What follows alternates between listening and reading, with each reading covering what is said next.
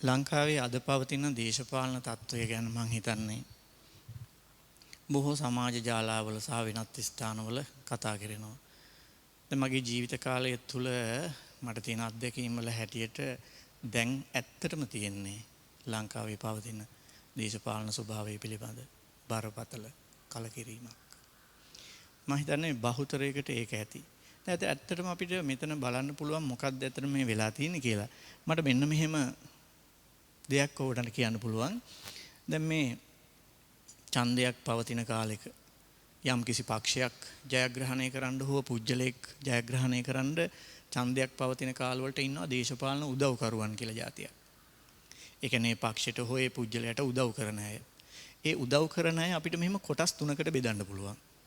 එකක් තමයි ඒ උදව් කිරීම හරහා ඔවුන් මේ කියන එක්කෙනා ජයග්‍රහණය කරපුවාම කිසියම් ප්‍රතිලාභයක් අපේක්ෂා කරන පුජ්‍යලයන් සමූහයක් ඉන්නවා. ඒ ප්‍රතිලාභ කියලා කියපුවහම එක එක විදිහයි. විවිධ වරප්‍රසාද ලබා ගැනීමට උසස් වීම ලබා ගැනීම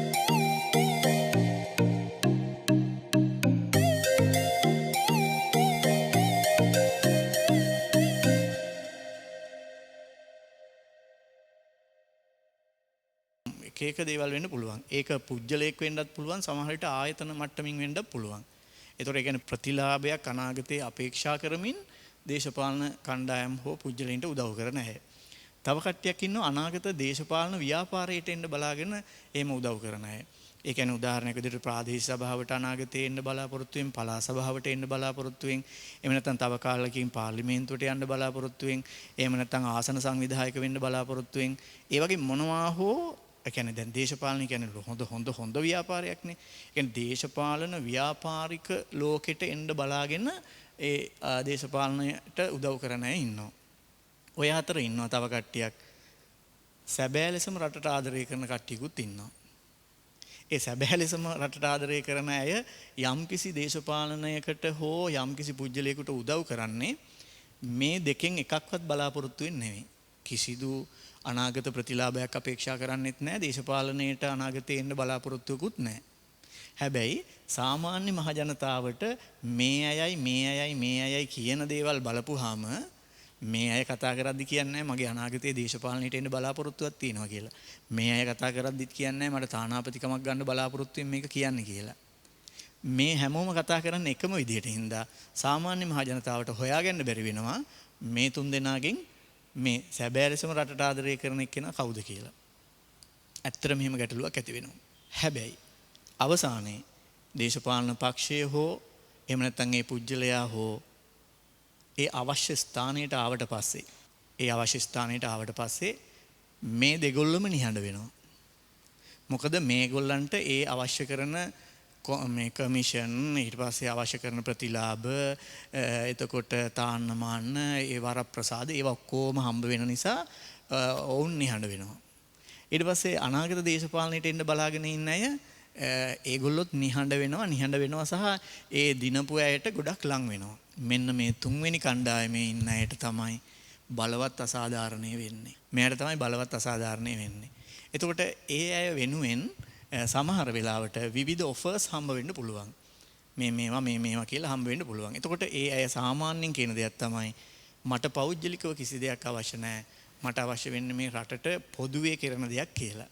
එතකොට ඉස්සර වෙලාම මේ දිනපු අයත් එක්ක තරහ වෙන්නේ, නොරොක් වෙන්නේ, ගැටුම් ඇති කරගන්නේ මෙන්න මේ කණ්ඩායම.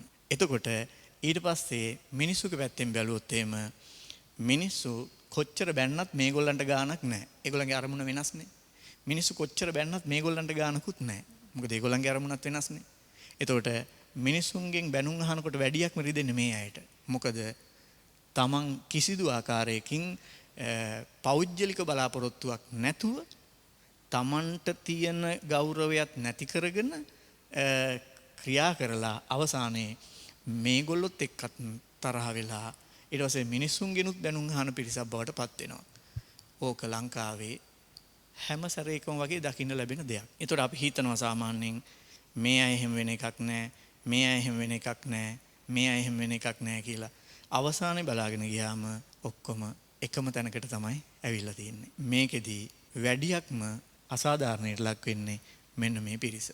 තව දෙයක්ත් තියෙනවා. දැන් අපේ රටේ දේශපාලනයේ තියෙනවා මෙන්න එහෙම දෙයක්. අපි හිතමුකෝ කිරිපිටි නරකයි කියලා ලොකු ජනමතයක් තියෙනවා නම්, තිරිඟු පිටි ගේන්න එපා කියලා ලොකු ජනමතයක් තියෙනවා නම්, බලය ලබා ගැනීමට බලාපොරොත්තු වන දේශපාලඥයා බලනවා මේ මතවාදයේ කොයික වෙනුවෙන්ද විශාල පිරිසක් ඉන්නේ කියලා. ඒ විශාල පිරිසක් ඉන්නේ මොන මතවාදයේද කියලා බලලා තමනුත් ඒ මතවාදයට පක්ෂයි කියලා පෙන්නනවා. ඒක සැබෑ පක්ෂ බවක් නෙමෙයි.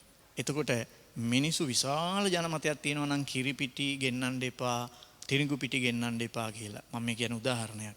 ලොකු ජනමතයක් තියෙනවා නම් ගෙන්නන්න එපා කියලා. අන්න එතකොට විශාල ජනමතයක් තියෙනවා නම් දැන් දේශපාලඥයා බලනවා. ඔව් මම බලයට ආවොත් මේ දෙකම නවත්තනවා කියපුවාම අර ඒගොල්ලන්ගේ මතයම මෙයා නිරූපණය කළා වෙනවා. එතකොට සමහර විට මහ ජනතාවටත් හිතෙන්න පුළුවන් මේ ඒ මතයම තමයි නිරූපණය කරන්න කියලා. ඒක ඇවිල්ලා දේශපාලනයේ තියෙන එක්තරා ආකාරයක ක්‍රමවේදයක්. දැන් බැරි වෙලාවත් ඔය ජනතාව කියනවා නම් කිරිපිටි වලට සහනයක් දෙන්න, තිරිඟු පිටි වලට සහනයක් දෙන්න, ඒවා අඩු මිලට ගෙනත් දෙන්න කියලා කියන පිරිසක්, මහා විශාල පිරිසක් ඉන්නවනම් ඒ දේශපාලඥයාම කතා කරන්නේ ඔව් ඒ දෙක අඩුවට ගෙනත් දෙනවා කියලා. ඒ කියන්නේ ඔහුට දැන් මේක හොඳද නරකද කියන එක නෙමෙයි වැදගත් වෙන්නේ. වැදගත් වෙන්නේ මහ ජනතාවකින් විශාල පිරිසක් ඉන්නේ කුමන මතවාදයකද? අන ඒ මතවාදය ඉදිරිපත් කළොත් තමයි ඒ විශාල පිරිසකගේ සහයෝගය ලැබෙන්නේ.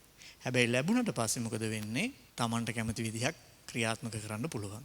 හැබැයි මෙහෙම සෑහෙන කාලයක් තිස්සේ ලංකාවේ සෑහෙන වතාවල් ගණනාවක සිද්ධ වෙලා තියෙනවා. හැබැයි මිනිස්සු ඒ ගොඩක් ඉස්සර අපි පුංචි කාලෙට වඩා දැන් හරි ඉක්මනින් යමක් අවබෝධ කරගන්නවා සාපේක්ෂව. ඒ නිසා මම හිතනවා මේ පිළිබඳව හොඳ අවබෝධයක් ලබා ගත්තොතින් එහෙම දේශපාලඥයෝ විසින් මිනිසුන්ව රවට්ටන එක තවදුරටත් කරගෙන යන්න බැරි තත්යකටපත් වෙයි. වෛරසයක් සජීවී දේහ වලින් පිටතදී ක්‍රියාකාරී නොවේ කියලා පොත්වල තියෙන බව මේ පහුගිය දවස්වල ගොඩක් කතා බහට ලක් වුණා. මීට පෙරත් මම වෛරසයක ක්‍රියාකාරීත්වය කියන එක පිළිබඳව ඔබට විස්තර කළා. නමුත් සමහර විට තාමත් ඒ ගැන හරි පැහැදිලි අවබෝධයක් නැති ගතියක් තමයි ඒ සමහර දේවල් බලනකොට මට පෙනී යන්නේ.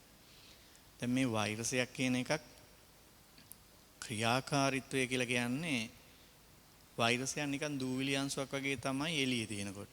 මුකුත්ම ක්‍රියාකාරීත්වයක් නැහැ ඒක හරියි. හැබැයි මැරිලත් නැහැ. එතකොට වෛරසයක් ජීවියෙක්ගේ ඇඟ ඇතුළට ගිහිල්ලා සෛලස්සට ගියාට පස්සේ තමයි ක්‍රියාකාරී වෙන්නේ. ක්‍රියාකාරී වෙන්නේ කියන්නේ මොකද්ද? ක්‍රියාකාරී වෙන්නේ කියන්නේ ගුණණය වෙන්නේ. ඒ කියන්නේ වෛරස අපි කියන්නේ අනිවාර්ය පරපෝෂී කියලා. ඒ කියන්නේ වෛරසයක් ජීවී සෛලයක් ඇතුලේ තමයි ගුණණය වෙන්නේ. හැබැයි ජීවියෙක්ගෙන් එළියට ආවා කියලා හිතන්නකෝ. එළියට ආවොත් වායුගෝලයට ආවොත් පසට ආවොත් ජලයට ආවොත් ක්‍රියාකාරී නොවේ කියන එකේ අදහස විනාශ වේ කියන එක නෙමෙයි. සමහර දේවල් සමහර අයට තේරුම් ගන්න අමාරුයි. වෛරසයේ ක්‍රියාකාරී නොවේ කියන්නේ වෛරසයේ ගුණණය වෙන්නේ නැහැ කියන එක. මිසක් එය විනාශ වේ කියන එක නෙමෙයි. ඒක තේරුම් ගන්න දැන් අපි හිතමු මෙතන කවුරු හරි කෙනෙක් හිටියා. සෙම්ප්‍රතිශ්‍යා වෛරසය යාට තිබුණා. එතකොට ඒ වගේ රෝගීන් ගොඩක් හිටපු තැන ඒගොල්ලෝ දැන් ඔක්කොම එළියට ගිහින් හැබැයි මෙතන කිව්සුම් මැරීම එහෙම කළා. එතන කවුරුත් හිටිය බව දන්නේ නැතුව අපි එතෙන්ට එනවා බොහොම කෙටි කාලෙකින්. ආවහම බලනකොට එතන ඒ වායුගෝලය තුල වෛරසය තියෙනවා. දැන් මේ වෛරසය ජීවියාගෙන් පිට ඒ තියෙන්නේ ක්‍රියාකාරී වෙන්නේ නැහැ තමයි. ඒක හරි. නමුත් ඒක විනාශ වෙලා නැහැ. විනාශ වෙලා නැහැ. එහෙම ලේසියෙන් වෛරසයක් විනාශ කරන්නත් බෑ. මොකද වෛරසයක් ජීවී ස්වභාවයක් පෙන්වන්නේ වෙන ජීවියෙක්ගෙන් එළියේ ඉන්නකොට. ඒතර විනාශ කරන්නත් අමාරුයි. එතකොට එතෙන්ට ආපු කෙනාගේ ඇඟ ඇතුළට ඒ වෛරසය ගියොත් අන්න එතෙන්දී ආපහු ඒ අලුත් පුජ්‍යලයා තුළ ක්‍රියාකාරී වෙන්න පටන් ගන්නවා. ඒ නිසා මේක අවබෝධ කරගන්න තත්වයේ කෙසේ වෙතත් ප්‍රශ්න මොනවා වුණත් සත්‍ය දේ තමයි වෛරසයක් ජීවී සෛලයකින් පිටතදී ක්‍රියාකාරී නොවේ කියන එකේ අදහස ජීවියෙක්ගෙන් පිටතට ආපුවම විනාශ වේ කියන එක නෙමෙයි. ඒක පවතිනවා. ඒක ගුණණය වෙන්නේ නැහැ කියන එක විතරයි. මීට පෙර අර භූගත ජලයට වෛරසය යන්න පුළුවන් කියන කතාව මං කියපු වෙලාවේ සමහර අය අහලා තිබුණා අර කළු ගල පසාරු කරගෙන වෛරසය යනවද කියලා. ඉතින් එක රූප සටහනකින් ඔය ඔක්කොම ඇඳලා විස්තර කරන්න බෑ. ඒ තියෙන පාෂාණ ස්තර සන්තතිකව හැමතැනම නැහැ. සමහර තැන් වලින් ඒවා ඈත් වෙලා තියෙන්නේ. ඒ තැන් වලින් තමයි උඩට වතුර එන්නේ. එතකොට භූජල මට්ටම ඉහළ ගිය වෙලාවක මිශ්‍ර වෙච්ච වෛරසය ආපහු භූජල මට්ටම පහළ යනකොට ජලයත් එක්ක එකතු වෙලා භූගත ජලයට යන්න පුළුවන්. අපේ රටේ ජනතාවගේ තියෙන දැනුම සහ තර්කණය ඇත්තටම හරි දුක හිතෙනවා. මොකද කිසිම අවබෝධයකින් තොරව තමයි බොහෝ දේවල් ගැන කතා කරන්නේ. දැන් සෞඛ්‍යාංශ කියනවා නම් කොරෝනා මරණ භූමි දානය කරන්න කිසි ගැටලුවක් නැහැ කියලා. අපිටත් ගැටලුවක් නැහැ. එහෙම ප්‍රශ්නයක් නැහැ.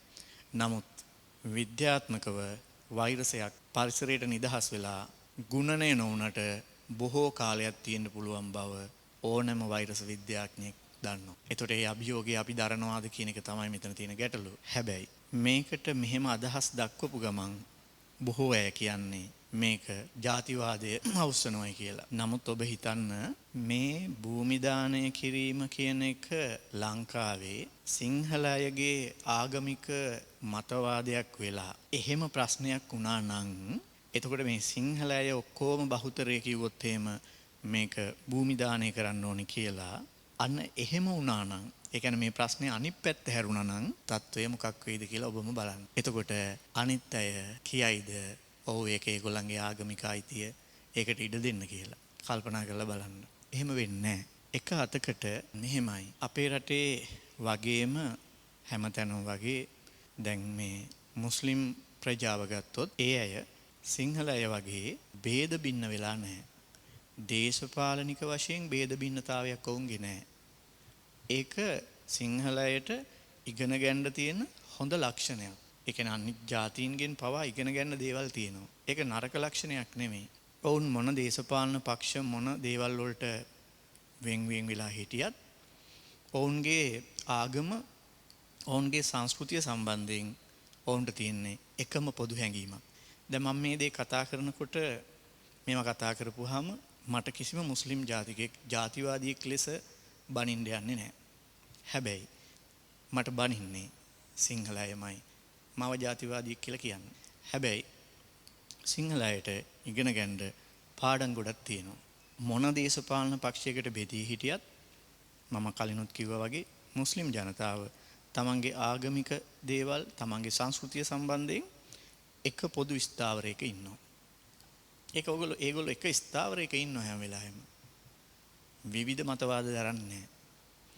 දැන් ඒගොල්ලන්ගේ ආගමට අනුව මේක භූමි දානය කරන්න ඕනි කියනවනම් සියලු මුස්ලිම් ජනතාව ඒකෙම කරන්න ඕනි කියන තැන ඉන්නවා. නමුත් සිංහල අය එහෙම නැහැ.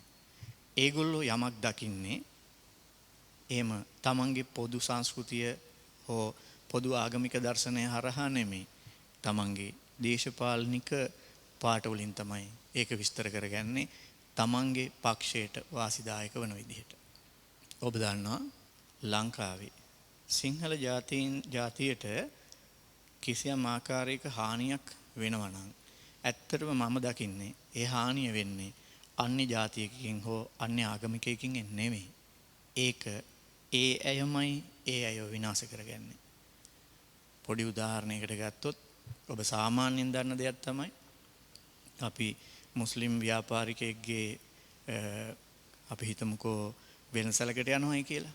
ඇත්තටම අපි කස්ටමර් කෙනෙක් විදිහට ගියාම ඒකෙදි අපිට හොඳට දැනෙන දෙයක් තමයි ඒ අයට කස්ටමර් කිං කියලා තමයි සලකන්නේ.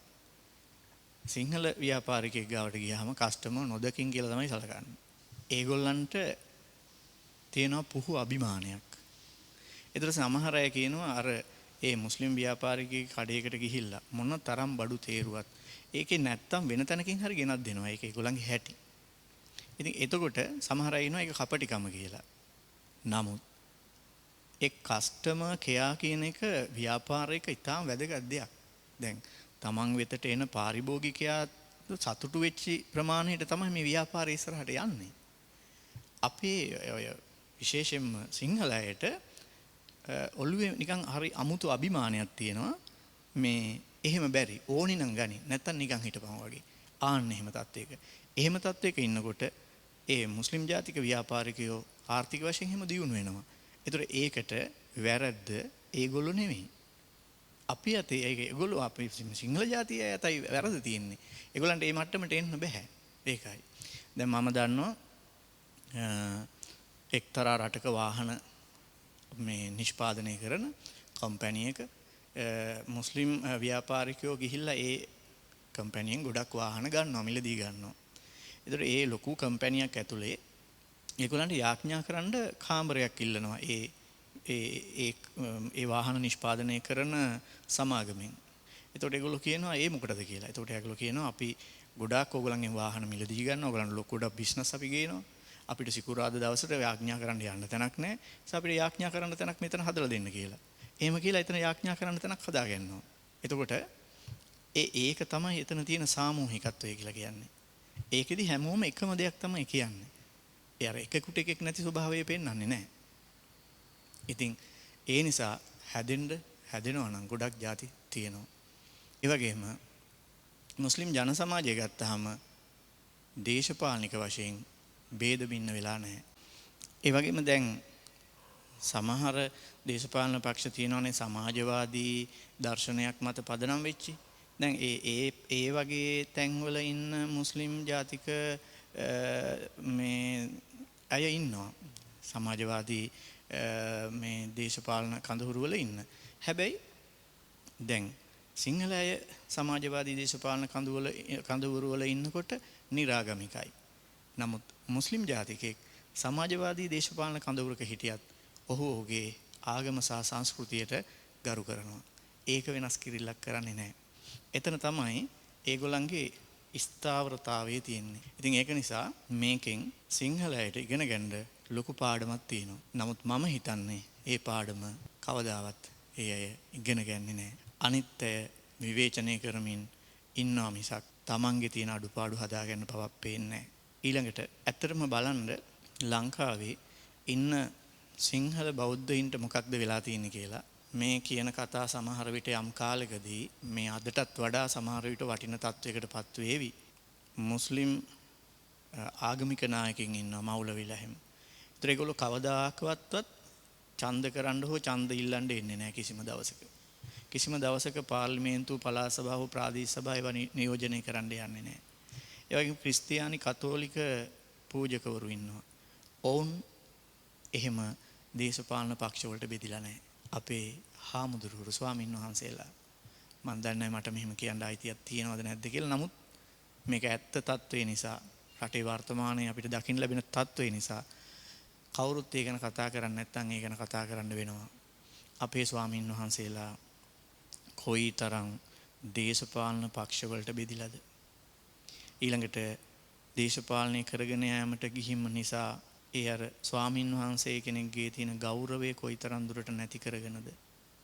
මට මතකයි අපේ ගංගොඩවිල සෝම හාමුදුරුව අපවත් වුණායින් පස්සේ ලංකාවේ ඇති වුණා ලොකු පිබිදීමක්. නමුත් ඒ පිබිදීම බොහෝ වෙලාවට දේශපාලඥයින් විසින් යොදාගෙන ඔවුන්ගේ පාර්ලිමේන්තු ගමන සඳහා ඒක යොදාගත්තා. ආපහු ඒ ගැන හැරිලවත් බැලුවේ නැහැ. අවසානයේ උනේ සිංහල බෞද්ධ පදනම කියන එක නැති වෙලා ගිය එක. ඒක හැල්ලුවට ලක් වෙච්ච එක. අතීතයේදීවත් රජවරු පාලනය කරපු කාලේ වුණත් ඒ රාජ්‍ය පාලනයේට රජුන්ට උපදෙස් දෙන තීරණාත්මක බලවේගයේ බවට පත් වෙනවා මිසක් ඒ සඳහා ස්වාමින් වහන්සේලා මැදිහත් වුණේ නැහැ. ඉතින් අපේ බෞද්ධ සමාජයේ තුල මිනිස්සු වගේම ස්වාමින් වහන්සේලාත් බෙදිලා තියෙන එක හරිම කනගාටුයි. මම විශ්වවිද්‍යාලේ ඉන්න කාලෙදී එක්තරා තරුණ මගේ වයසේම ස්වාමින් වහන්සේ කෙනෙක්ගේ කාමරයකට ගිය වෙලාවේ ඒ කාමරේ ගහලා තියෙන ලොකු ෆොටෝ එකක් කාල් මාක්ස්ගේ. මම දන්නවා. ඒනට මම නිකමට වගේ යම් විහිළුවට වගේ ඇහුවා ඔබ වහන්සේගේ තාත්තද මේ ඉන්නේ කියලා. එතකොට ඉනා වෙලා කිව්වා නෑ මේ ඔයා දන්නේ නැද්ද මේ කාල් මාක්ස් කියලා. ඒතර මම වටපිට බැලුවේ බුදුහාමුදුරන්ගේ රූපයක් තියෙනවද කියන එක.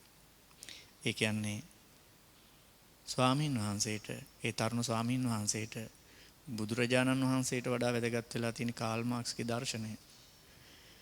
දායලෙක්කිත භෞතිකවාදයත් එක්ක සංසන්දනය කරපුවාම බුදුරජාණන් වහන්සේගේ තියෙන ධර්මය ඒක දායලෙක්කිත භෞතිකවාදය කියන එක වැලි කැටයක් තරම්වත් සංසන්දනය කරන්න පුළුවන් දෙයක්ද?